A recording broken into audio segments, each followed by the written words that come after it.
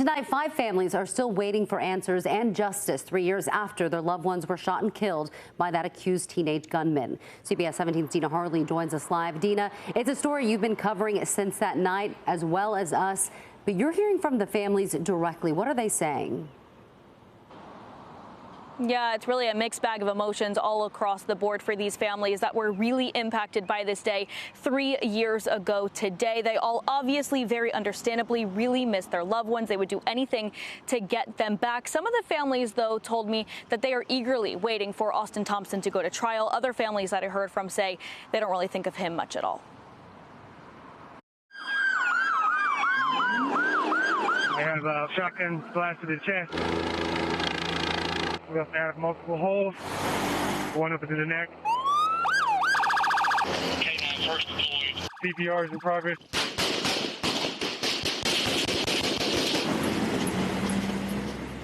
Terror has reached our doorstep. The nightmare of every community has come to Raleigh. I was home. I got a phone call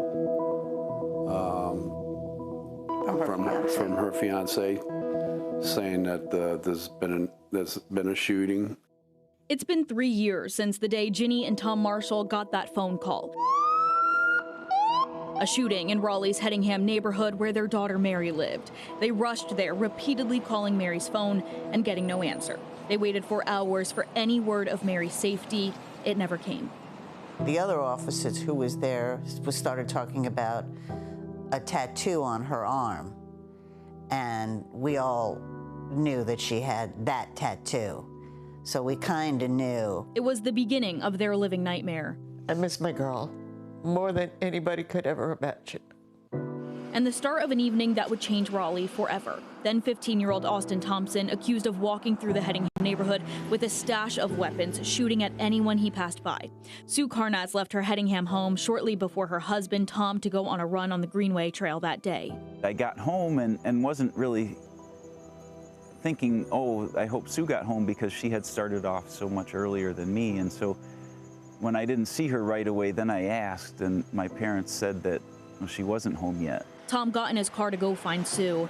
Instead of his wife, he found dozens of police officers blocked off streets and other families waiting to hear from their loved ones. Just knew in my heart.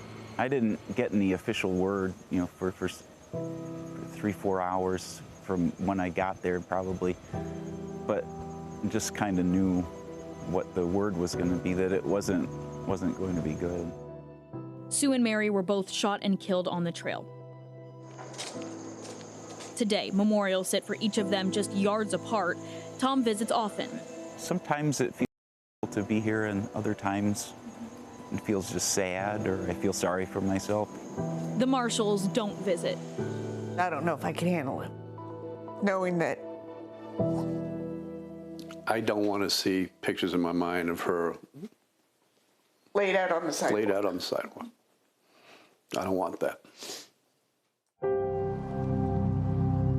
3 other people were killed that day. Nicole Connors was about to walk her dog when she was killed. Raleigh police officer Gabriel Torres was in his driveway about to head to work when he died.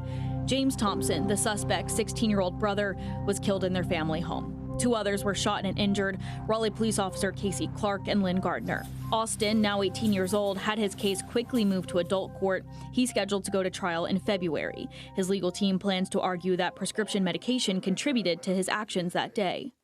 To be completely honest and a little raw, I think it's a crock. There are hundreds and millions of people taking medications all day, every day, myself included. I don't plan and create manifestos and stockpile weapons and ammunition and money and go out and kill 5 people. Yeah. If convicted, Austin faces life in prison. He won't face the death penalty because he was a juvenile at the time of the crime. He'll still get to see what's left of his family. We'll never get to see her hold Mary. That's the tough part. Tom Carnatz says for him, living in this new reality doesn't include thinking of Austin often. I really feel he won't ever go free, and that's about all I think about that. Instead, he thinks of Sue. I sometimes have conversations, often have conversations with myself in my head, sometimes when I'm going to sleep at night or on a run or things like that. And a lot of times those thoughts are about Sue and how things are going since she died. And her absence. The first thing in the morning, I wake up and I know she's not there. And at night, we'd always kind of cuddle together as we went to sleep. And, you know, that doesn't happen. So I don't need reminders that she's not there. Tom's raising their 3 boys, all now teenagers. When asked about Sue, he immediately says she was a great mom. She was more to others, too. I knew she was a really kind and loving person, but then after her death, I would see people in the neighborhood or when I would be out at events, and they'd say, oh, you know, one thing I really miss about Sue is she would do this, or she gave me this encouragement. And I just thought, wow, she's really even nicer than I knew. And I thought that was starting at a pretty high bar. For the Marshalls, Mary's memory lives on in everything they do. I miss that laugh. It was the best. It was the best.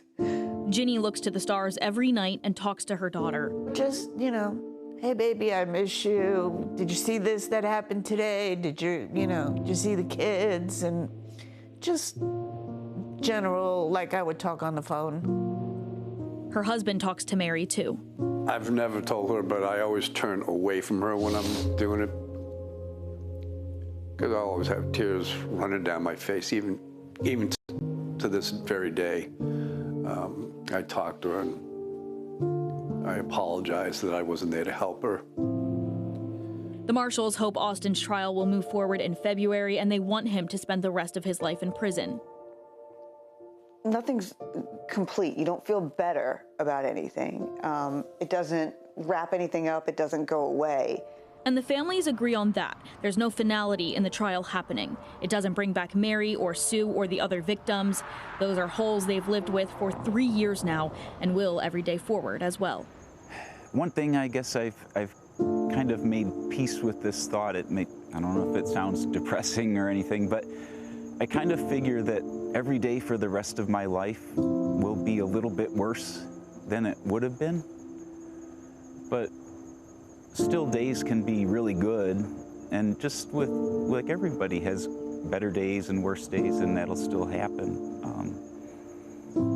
But I don't see there reaching an end point to it.